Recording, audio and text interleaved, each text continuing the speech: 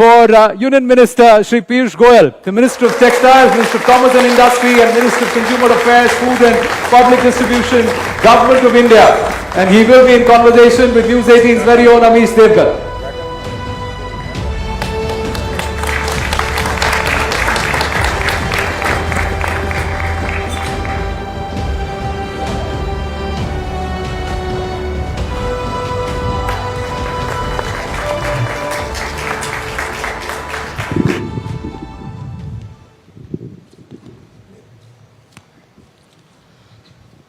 Thank you so much Anand, thank you so much. देश में सबसे ज्यादा इस समय अगर बात हो रही है तो वो लोकतंत्र की हो रही है, लेकिन आज राइजिंग इंडिया के इस पहले सेशन में हम लोकतंत्र की भी बात करेंगे, हम अर्थतंत्र की भी बात करेंगे। लेकिन पीयूष जी, पहला सवाल, क्योंकि आज की हमारी थीम है रियल हीरोज, तो मेरा पहला आपसे मूल सवाल यही होगा कि आपकी राय में और आपके अनुसार आपका रियल हीरो कौन है?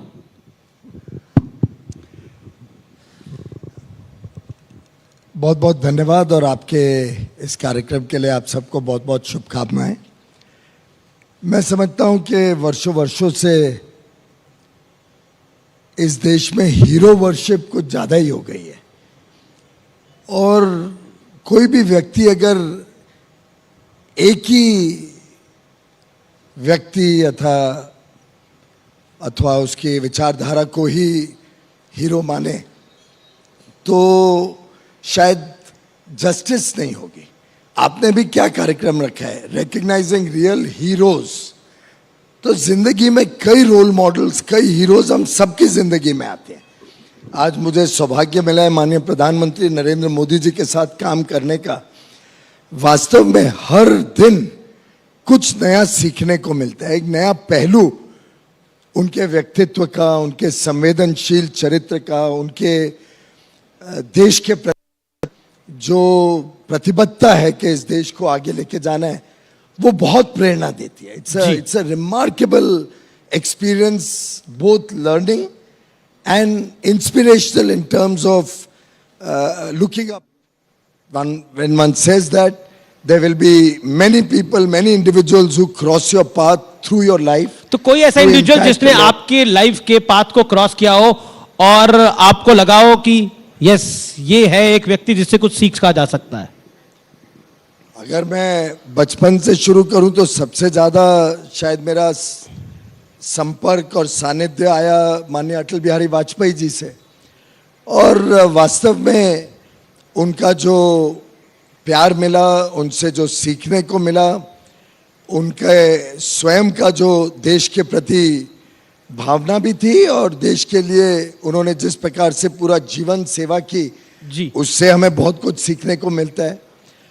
इसी प्रकार से अगर और गहराई में जाऊं तो राष्ट्रीय स्वयंसेवक संघ के भी हमारे कई नेताओं ने मेरे को जीवन में प्रभावित किया, उनकी सरलता से, उनके देश प्रेम से, उनके भारत के प्रति जिस प्रकार का निष्ठा रही है। तो हीरोज तो जिंदगी में आज के दिन माननीय अमित शाह गृह मंत्री जी के साथ जब जब चर्चा या बैठने का मौका मिलता है, कुछ ना कुछ नया सीखने को मिलता है, एक नई सोच आती है, एक नया कॉन्फिडेंस आता है।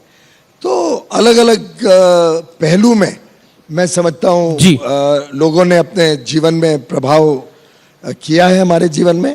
पर अनडाउटेडली अगर कोई एक हीरो को रिकग्नाइज करना हो तो जिस प्रकार से माननीय प्रधानमंत्री नरेंद्र मोदी जी ने इस देश को आगे बढ़ाया है, जिस प्रकार से देश का आत्मविश्वास बहुत सुदृढ़ किया है, he clearly stands out as hero number one. Hero number one. तो चलिए अब क्योंकि आजादी का ये अमृत काल चल रहा है और इस अमृत काल में लेकिन विपक्ष कह रहा है लोकतंत्र का बुरा हाल हो चुका है। क्या कहना चाहते हैं? व्हाट यू हैव टू से? मैं समझता हूं भ्रष्टाचारियों का बुरा हाल हो चुका है। चिंता तो उनको ये हो गई है कि भ्रष्टाचार के ऊपर पहली बार इस देश के जनमानस में भी घृणा है और फाइनली कुछ ना कुछ कार्रवाई हो रही है, उसका आनंद भी है। आज हम जिधर जाते हैं, खासतौर पे युवा युवतियों से जब संपर्क करते हैं, कोई कॉलेज यूनिवर्सिटी के कैंपस में जाते हैं, तो लोगों को आज जो सबसे ज्यादा संतुष्टि है कि हम वर्षों वर्षों से एक धारणा बन गई थी कि देश तो ऐसे ही चलता है और राजनीतिक लोग, सरकारी लोग भ्रष्टाचार करे तो वो इट वाज अ गिवन के तो होना ही है, इसमें हमारे पास कोई पर्याय नहीं है, क्योंकि कई सरकारें आई और गई, लिप सर्विस के अलावा ठोस कदम पर राहुल किसी ने नहीं लिया। आप ही ने सबसे पहले सदन में डिमांड करी कि राहुल गांधी को माफी मांगनी चाहिए, लेकिन अब तो वो सदन के सदस्य ही नहीं रहे। उसमें ना आप, आपके श्रोता या हम, कोई भी इसमें कुछ नहीं कर सकते। लेकिन राहुल जी तो कहते हैं हर चीज के लिए नरेंद्र मोदी जिम्मेदार है। हाँ, देश में गरीबों के जीवन में सुधार लाने के लिए नरेंद्र मोदी जी जरूर जिम्मेदार हैं। देश में एक्सपोर्ट को अपनी चरम सीमा पे लेके जाने के लिए, इकोनॉमी को इतनी मजबूत करने के लिए जरूर नरेंद्र मोदी जी जिम्मेदार हैं। देश में जो भ्रष्टाचारी लोगों ने कांड किए इतने सारे, उन सब पे प्रहार करना और एक पारदर्शी तरीके से देश की सरकारें चले, देश की व्यवस्थाएं चले, उसको लागू कर वो जिम्मेदार है। लेकिन अगर वो एक पूरे समाज, और उन्होंने, राहुल गांधी जी ने पूरे समाज को, ओबीसी समाज, पिछड़ा समाज को एक प्रकार से ठेस पहुंचाई, उनकी मानहानि करी, उनके ऊपर अनाप शनाप आरोप लगाए, ऐसे व्यतीत करने की कोशिश की कि देश का पूरा पिछड़ा समाज राहुल गांधी जी के हिसाब से, हर एक व्यक्ति जिसका सरनेम एक पर्टिकुलर सरनेम है, जो ओबीसी समाज से आते हैं, वो सब गलत काम करते हैं। अब ऐसे केस में कोर्ट में 4 साल कानूनी कार्रवाई चली, कोर्ट ने बार बार मौके दिए। अब तो कांग्रेस कांग्रेस के एक नेता ने बताया कि एयरपोर्ट पे भी और कोर्ट में भी 23 तारीख को जब फैसला सुनाया गया, तब भी सबने सलाह दी कि माफी मांग लीजिए, गलती हो जाती है, हर एक से गलती होती है। मैंने, आपने कितनी बार माफी मांगी होगी कुछ गलती हो गई तो? हमारी तो शिष्टाचार ये है कि कभी गलती से किसको हाथ भी लग जाए तो हम माफी मांगते हैं, कभी कोई अशब्द निकल जाए तो माफी मांग लेते हैं। यहां तो आप पूरे पिछड़े समाज के ऊपर ऐसी टिप्पणी कर दो और फिर भी सीना जोरी दिखाओ कि नहीं, मैं माफी नहीं मांगूंगा। कोर्ट के पास भी क्या पर्याय है, उन्होंने सजा सुनाई। जी सजा सुनाते ही जी, चूंकि राहुल गांधी जी की सरकार ने एक कानून लाया था, एक ऑर्डिनेंस लाया था, जिसको राहुल गांधी जी ने पब्लिक प्लेटफॉर्म पे प्रेस कॉन्फ्रेंस में फाड़ के, और वो तो आपने दृश्य आपके टीवी चैनल पे भी मैंने देखा है, फिर दोहराया गया, कैसे उन्होंने प्रेस कॉन्फ्रेंस में फाड़ के ऑर्डिनेंस फाड़ा, जिससे आज ये स्थिति नहीं आती कि वो सदस्यता उनकी। लेकिन आपने बोला 4 साल केस चला, लेकिन बंगला जो खाली कराने के लिए तो 3 दिन में नोटिस आ गया। वो तो कानूनी कार्रवाई है कि आपका जब सदस्यता जाती है जी, तो 30 दिन तक आपको अलाउड होता है। 30 दिन का क्या नोटिस, कोई इमीडिएट खाली करने के लिए नहीं है। हाउसिंग कमेटी का काम ही है, उन्होंने कहा 30 दिन के बाद आप खाली करिए। अगर उनको बहुत तकलीफ है तो जरूर वो रिक्वेस्ट कर सकते हैं एक्सटेंशन के लिए, और मुझे विश्वास है कि जो हाउसिंग कमेटी है उस पर विचार विमर्श। लेकिन आपको लगता है राहुल जी रिक्वेस्ट करेंगे? अब उनकी मर्जी है, उनके पास तो 3 घर हैं दिल्ली में, और खरगे जी ने भी ऑफर किया है, तो अब उनकी मर्जी है, रिक्वेस्ट करें तो एक्सटेंशन भी हो सकता है। अच्छा, कांग्रेस तो कैंपेन चला रही है कि मेरा घर राहुल का घर। आप राज्यसभा में भी लीडर हैं हाउस के। एक सवाल कि संसद म्यूट है, ये जो बार बार आरोप लगा जाता है कि माइक बंद कर दिए जाते हैं, क्योंकि हम लोकतंत्र इस सेशन का नाम है। व्हाट यू हैव टू से ऑन दैट? आज आपके पास मौका है उसके ऊपर अपनी बात रखने का। नहीं, पहली बात तो मैं समझता हूं भारत में जो इंस्टीट्यूशंस हैं जी, उसकी इंटेग्रिटी के ऊपर सवाल उठाना, और वो भी सिलेक्टिव सवाल उठाना, कि अगर तो हमारे पक्ष में कुछ निर्णय हुआ तो बहुत बढ़िया है, कोई सत्यमेव जयते लिखता है कोर्ट के निर्णय उनके पक्ष में आ जाए, कोई प्रिसाइडिंग ऑफिसर की बड़ी तारीफ करते हैं। अगर कोई भी विषय उनके अनुकूल ना हो तो उनके खिलाफ बहुत ही अशब्द इस्तेमाल करना, कई तो उनके ट्वीट्स और कई उनके वक्तव्य पढ़ के एक प्रकार से दुख होता है कि the so called grand old party कहां जाके लोग उसको लेके, क्या आप हमारे व्यूअर्स को कितने नीचे स्तर पे कांग्रेस गिर सकती है, आजकल वो उसका परिचय दे रहे हैं। और मुझे लगता है इसमें भी शायद उनकी एक सोची समझी स्ट्रैटेजी है कि कोर्टों को और हमारे इंडिपेंडेंट इंस्टीट्यूशंस को डराने धमकाने की ना कोशिश कर रहे हो कि इस प्रकार से उन पे प्रहार करो, इस प्रकार से एक सोशल मीडिया कैंपेन चलाओ, इस प्रकार से वीडियो टीवी पे यूट्यूब पे बाइट्स दो या स्टेटमेंट्स दो जिससे दबाव आए कोर्ट के ऊपर या इंस्टीट्यूशंस के ऊपर। मुझे तो कभी कभी शक होता है कि कांग्रेस की नीयत कहीं ऐसी तो नहीं है कि वो दबाव में अपने हक में किसी को करने की कोशिश कर रहे हैं। चलिए, कांग्रेस पे तो बहुत सारे सवाल हैं, लेकिन लोकतंत्र के ऊपर कई सारी क्वेश्चन मार्क लगाने का प्रयास हुआ। अब कहा जा रहा है कि स्पीकर के खिलाफ भी अविश्वास प्रस्ताव विपक्षी दल लेके आ सकते हैं। What you have to take say on देखिए, दैट? लोकतंत्र पे तो इन्होंने 2014 से ही प्रहार कर रखा है। उनके खुद के वक्तव्य अगर आप देखें जी, तो बार बार वो इस बात को दोहराने की कोशिश करते हैं और मैं समझता हूं बचने के लिए वो इस प्रकार के व्यवहार में उलझे हुए हैं। लोकतंत्र भारत का सेफ है। आखिर आपके टीवी चैनल पे देश के सामने पब्लिक मीटिंग में वो तो सब कहते हैं जगह सब आपका हो गया है, मीडिया आपका हो गया है, कोर्ट आपका हो गया है, इलेक्शन कमीशन आपका हो गया है, ईडी आपकी हो गई है, सीबीआई आपकी हो गई है, पुलिस आपकी हो गई है, सब नहीं, आपका है। मेरा तो सिर्फ मानना यह है कि आपके टीवी चैनल को जब भी मैं देखता हूं मुझे तो ज्यादा खड़गे जी और राहुल गांधी जी दिखते हैं कंपेयर टू आवर लीडर्स। तो मैं तो उल्टा आरोप लगाने वाला था आज ये मंच पे आपके ऊपर कि मुझे लगता है आपके ऊपर भी बहुत दबाव आ रहा है मानसिक कि भाई आप हमको बैलेंस करके दिखाओ, नहीं तो हम आपके ऊपर भी शुरू कर देंगे हम तो या जनता, आपके कंपनी के ऊपर भी आरोप हम तो जनता का बैलेंस करते हैं, लेकिन अपने कंपनी जनता ने तो अपना निर्णय बार बार सुना दिया। आखिर तीनों नॉर्थ ईस्ट स्टेट्स में आप सोचिए, भाजपा की नॉर्थ ईस्ट स्टेट्स में पूर्वांचल में पूर्वोत्तर स्टेट्स में कहा भारतीय जनता पार्टी बड़े रूप में प्रभावित थी, लेकिन आज तीनों राज्यों में जहां सरकारें बनी तीनों में भाजपा का रोल है। एक में तो हम डायरेक्टली एब्सोल्यूट मेजॉरिटी में है, दो में समर्थन में है और तीनों सरकारें रिपीट हुई हैं, यानी एक स्पष्ट नजर आता है। और वो तीनों जो राज्य हैं कोई ऐसा जरूरी नहीं है कि बहुमूल्य एक समाज के हैं, हर समाज के लोग वहां पे हैं, आदिवासी भी हैं, अलग अलग समुदाय के लोग हैं। सिर्फ राहुल नहीं है या कांग्रेस नहीं है आरोप लगाने वाली, देश की जनता तो हमारे साथ खड़ी है। आरोप तो भाई विपक्ष में रहने अरविंद केजरीवाल भी लगाते हैं, वो कहते हैं हमारे 2 मंत्रियों को अच्छा काम करते थे जेल भेज दिया। ममता बनर्जी अपने तरीके से कहती हैं, उद्धव ठाकरे अपने तरीके से कहते हैं। व्हाट यू हैव टू से ऑन दैट? मैंने शुरू में ही कहा कि भ्रष्टाचारियों की पूरी कोएलिशन ऑफ द करप्ट खड़ा हो रहा है। कई लोग डर रहे हैं कि उनके कारनामे सामने आ रहे हैं, कई सारे कानूनी मामले चल रहे हैं। अब आप सबको पता नहीं खबर है कि नहीं, आज के दिन लगभग 7 केसेस में 7 श्री राहुल गांधी जी बेल पर हैं। तो अब जो कोर्ट जिन्होंने उनको बेल दिया तो क्या वो भी हमारे कब्जे में थे? क्या वो जो कोर्ट जिनको उन्होंने धन्यवाद दिया बेल देने के लिए, वो भी तो कोर्ट ने ही बेल दिया ना। आफ्टर ऑल नेशनल हेरल्ड में इतना बड़ा कांड कर लिया, हजारों करोड़ की संपत्ति, वो भी तो आफ्टर ऑल कोर्ट में चल रहा है मामला, उसमें भी बेल पे है। लेकिन एक बात दिल पे हाथ रख के बताइए पीयूष जी, हाउस है पूरा, राहुल गांधी सूट करते हैं भारतीय जनता पार्टी को? देखिए दिल पे हाथ रख के नहीं, दिल पे हाथ रखने की जरूरत नहीं, क्योंकि हम तो वास्तव में जो दिल में होता है वही बोलते हैं।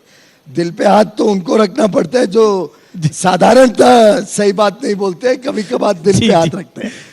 पर सूट और अनसूट का सवाल नहीं है अमित जी।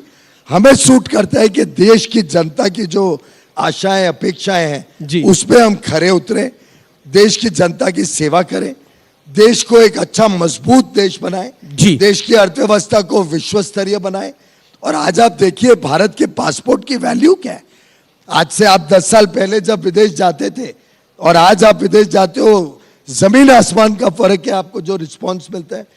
आज जो भारत मूल के लोग विश्व में लगभग 3 करोड़ लोग रहते हैं, उनको जो सम्मान मिल रहा है वो क्या पहले 10 साल पहले मिलता था?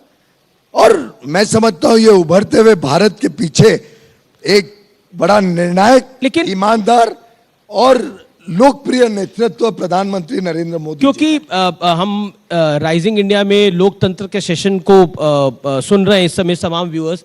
एक सवाल जो कि सबसे ज्यादा महत्वपूर्ण है और देश में विपक्ष इसको पुरजोर तरीके से उठा रहा है, खासतौर पर कांग्रेस पार्टी समूची, अब अदानी को लेकर। वो कहते हैं कि अदानी को लेकर आपका शासन डरा हुआ है, ना जांच करा रही है सरकार, ना बात कर रही है उसके बारे में, ना जवाब दे रही है। एलआईसी और पीएफ का पैसा भी अदानी को दे दिया गया है। देखिए, ये अभी बहुत विषय के ऊपर बहुत चर्चा हो चुकी है। सुप्रीम कोर्ट ने कमेटी बिठा रखी है जी। जो जांच कर रही है। सेबी ने अनाउंस किया कि उनकी कमेटी भी जांच कर रही है या सेबी जांच कर रही है। सरकार के ऊपर कोई आरोप नहीं लग पाया एक भी कि हमने कोई कॉन्ट्रैक्ट उनको दिया हो, कोई उनको फेवर किया हो। एक कंपनी छोड़ो, कोई प्रकार की कंपनी को इस सरकार ने फेवर नहीं किया।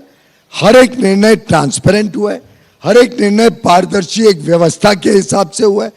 उल्टे मुझे लगता है कि अगर इतना उनको चिंता है तो सबसे पहले तो जो प्रोजेक्ट झारखंड में मिले जहां कांग्रेस की सरकार है, छत्तीसगढ़ में मिले, राजस्थान में मिले, उस सब की तो जांच करा लें, क्यों हमारा तो दामन साफ है। हमने कोई सवाल पूछा मैंने, उन्होंने बोला किसी को फेवर नहीं मैंने किया। उनसे सवाल पूछा, उन्होंने बोला कि हम मेरिट पे दे रहे हैं, आप लोग नॉन मेरिट पे दे रहे हैं, यानी बीजेपी तो की कुछ सरकार। पुष्टि तो करे ना, कुछ तो प्रमाण तो निकाले।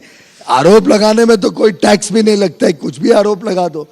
आरोप लगते हैं जब कोलगेट जैसे कांड में स्पष्ट दिखता है कि इनएलिजिबल कंपनीज को बिना कोई प्रोसेस के, बिना नीलामी के आप उठा के कोल के खदान दे दो, जो आज कोर्ट तक में जाके कोर्ट ने रद्द कर दिया। अगर ऐसा कुछ है तो कोर्ट में केस फाइल करें, फाइल तो करें, आपकी अदालत में ही बता दें, आपके चैनल पे ही बता दे भाई ये प्रमाण है कि ये निर्णय गलत हुआ। ऐसे ही उठा के एक ट्वीट के ऊपर सवाल उठा ले, उससे थोड़ी कोई जनता की, भारत की जनता भ्रमित होगी। और ये तो मैं समझता हूं इनका शायद बाकी सबको डराने का हथकंडा है। आप कृपया डरने की जरूरत नहीं है। नहीं, हम नहीं डरते सर, ना आपसे ना उनसे। हम देश की जनता की तरफ समर्पित हैं और हर हाल में न्यूज़ 18 नेटवर्क देश की जनता के मुद्दों को उठाता रहेगा। अब अर्थनीति की बात करनी बहुत जरूरी है, इकोनॉमी की बात करनी बहुत जरूरी है। पूरी दुनिया कह रही है कि भारत नेक्स्ट इन्वेस्टमेंट डेस्टिनेशन है, लेकिन पूरी दुनिया की इकोनॉमी में एक डाउन ट्रेंड देखने को मिल रहा है, एक फियर साइकोसिस देखने को मिल रहा है। क्या आपको लगता है भारत पे भी इसका इंपैक्ट पड़ेगा? हालांकि आपकी मिनिस्ट्री के नंबर्स काफी बेहतर है, काफी शानदार है। भारत को आज पूरा विश्व एक ब्राइट स्पॉट के रूप में देख रहा है। उल्टे कई विश्व के नेता, खासतौर पे जो वाणिज्य और उद्योग और निवेश से जुड़े हुए हैं, वो पिछले महीने फरवरी और मार्च में बहुत बड़ी संख्या में भारत आए हैं। मुझे जहां तक ध्यान है, मैं अकेले शायद 15-16 मंत्रियों को, विश्व के मंत्रियों को और 2 प्रधानमंत्रियों को मिला हूं हाल में ही। सबकी आशाएं टिकी हुई है भारत के ऊपर। सबको दिख रहा है कि भारत ने किस अच्छी तरीके से, कितने अच्छे तरीके से ये पूरा जो कोविड काल है जी, इसमें भारत की अर्थव्यवस्था को संभाला। हमारे मैक्रो इकोनॉमिक फंडामेंटल्स, जो आधारभूत अर्थव्यवस्था के जो आंकड़े हैं, वो एकदम मजबूत हैं। एक्सपोर्ट को ले लीजिए, निर्यात आज से 2 वर्ष पहले 2020-21 में $500 बिलियन का निर्यात था, यानी 37-38 लाख करोड़। पिछले वर्ष वो 500 बिलियन से बढ़ के 676 बिलियन हो गया और 50 लाख करोड़ का आंकड़ा पार कर गया। इस वर्ष जब पूरी दुनिया में कमजोरी है, रिसेशन है, डिप्रेशन है, ब्याज के दर ज्यादा है, महंगाई के दर ज्यादा है, IMF, वर्ल्ड बैंक, WTO सब संस्थाएं कह रही हैं कि ग्लोबल ट्रेड या तो फ्लैट रहेगा या कॉन्ट्रैक्ट करेगा, कम होगा। ऐसे में भी आप सबको जान के आनंद होगा कि ऑलरेडी अभी 3 दिन बाकी है, आज 29 तारीख है, आज कल और परसों के आंकड़े नहीं है। 2 दिन पहले भारत ने, और आप सबके लिए बड़ी गर्व की बात है, आप सबके प्रयासों से, आप सबके आशीर्वाद से, 2 दिन पहले भारत ने आजादी के 75वें वर्ष में हमारे अमृत महोत्सव में $750 बिलियन का निर्यात क्रॉस कर लिया, यानी 60 लाख करोड़, 60 लाख करोड़ का एक्सपोर्ट। पिछले वर्ष से भी लगभग 12-13% बढ़ा है भारत का निर्यात, जो शायद ही किसी और देश में। ऑयल का कोई निर्यात करता हो वो अलग बात है, पेट्रोलियम ऑयल को छोड़ दें, शायद ही कोई और देश इतने अच्छी पोजीशन में हो। जी जी, आखिरी सवाल और संक्षेप में इसका जवाब चाहूंगा। श्रीलंका के हालात हम देख चुके हैं, पाकिस्तान के हालात हम देख चुके हैं। क्या आपको लगता है भारतीयों को डरने की आवश्यकता है? क्योंकि हमने यूके में भी महंगाई के हालात देखे हैं। What is your view on this? मैं आपके दर्शकों को आश्वस्त कराना चाहता हूं, जी प्रधानमंत्री नरेंद्र मोदी जी के नेतृत्व में ये देश सुरक्षित है। जी देश की अर्थव्यवस्था सुरक्षित है, मजबूती से आगे बढ़ेगी। अभी हम 5वीं विश्व की सबसे बड़ी अर्थव्यवस्था बन चुके हैं। 10वीं से 5वीं 1 दशक लगा, 5वीं से तीसरी अगले 4-5 साल में हो जाएंगे। जी। और जो आज 3.3 ट्रिलियन डॉलर की भारत की अर्थव्यवस्था है, अगले 25 वर्ष में जब हम 100 वर्ष भारत की आजादी जी। के मनाएंगे 2047 में, हम कम से कम 30 ट्रिलियन और संभवतः 35 से 40 ट्रिलियन डॉलर की अर्थव्यवस्था बनेंगे। विश्व में एक ऐसी मजबूत अर्थव्यवस्था जहां पे हर एक व्यक्ति को इसका लाभ मिलेगा। एक समृद्ध देश, एक विकसित देश जी। भारत बनेगा। जिस प्रकार से महंगाई को कंट्रोल किया गया है, जी, जी, जी। जिस प्रकार से भारत में अभी भी महंगाई 6% के आसपास है। जी। कांग्रेस में तो आप कोई पता नहीं, पीछे शो में एक कांग्रेस के वित्त मंत्री, पी चिदम्बरम। एक दूसरे वित्त मंत्री जो अब गुजर चुके हैं, प्रणब मुखर्जी। उनको ब्लेम कर रहे थे कि डबल डिजिट इन्फ्लेशन जी। उनके जी। कारण हुआ। जी। ये क्या सवाल है? हमें गवर्नमेंट एक होती है, और उस एक गवर्नमेंट के नाते मैं आप सबको कहता हूं, भारत सेफ है, भारत सुरक्षित है, भारत सुरक्षित हाथों में है। और कोई आउटसाइड हैंड को आप इस अच्छी सुरक्षित स्थिति में आने की कोशिश नहीं करनी एक चाहिए, आखिरी- और कोई जी। आउटसाइड हैंड को जनता आने भी नहीं देगी। एक आखिरी सवाल महाराष्ट्र को लेकर मैं आपसे पूछना चाहता हूं। महाराष्ट्र में आप लोग कर क्या रहे हैं? आप राज ठाकरे के साथ भी दिख जाते हैं, देवेंद्र फडणवीस आपके अच्छे मित्र भी हैं, वहां के डिप्टी सीएम भी हैं, वो भी उद्धव ठाकरे के साथ दिख जाते हैं। चल क्या रहा है? महाराष्ट्र दोनों में से बेहतर नेता कौन है? महाराष्ट्र में एक बहुत अच्छी सरकार मुख्यमंत्री एकनाथ शिंदे और उप मुख्यमंत्री देवेंद्र फडणवीस जी के नेतृत्व में चल रही है। जी। सैकड़ों ऐसे प्रोजेक्ट इंफ्रास्ट्रक्चर के विकास के जो अटके फटके पड़े हुए थे, जिसपे 3 वर्ष में उद्धव ठाकरे सरकार ने कोई काम किया नहीं। हम सब जानते हैं। आखिर आप सोचिए भाइयों बहनों, कोई मुख्यमंत्री जो 2 साल तक अपने दफ्तर भी ना जाए, कुछ 1-2-4 बार गए हो तो मुझे मालूम नहीं, पर जो दफ्तर भी ना जाए, वैसे सरकार क्या कर सकती है? आपने तो उनकी पार्टी भी नहीं छोड़ी, विधायक भी नहीं छोड़े, कुछ मुझे बचा ही किस- नहीं। आप किस पार्टी की बात कर रहे हैं? मैं उद्धव ठाकरे शिवसेना की- तो हमारे साथ है, उन्होंने उनके पार्टी साथ का थी। दामन छोड़ दिया। अरे भाई, उन्होंने, उद्धव ठाकरे जी ने अपनी पार्टी का दामन छोड़ दिया, उसमें हम तो रिस्पॉन्सिबल नहीं है। आखिर सब एमपीज लोकसभा के हमारे साथ हैं। जी, जी, दो जी। तीन छोड़ के, शायद 3 या 4 अभी भी बाकी है। मैंने सुना था जी। 2 आना चाह रहे हैं उसमें भी। मतलब आप खबर दे रहे हैं कि यहाँ पे भी 2 आना चाह रहे हैं? और असेंबली में तो शायद हम जी। 2, हमारे 2 टाइप ही रह गए, 2-4 और होंगे ज्यादा। तो शिवसेना तो हमारे साथ है, हम उनके साथ हैं।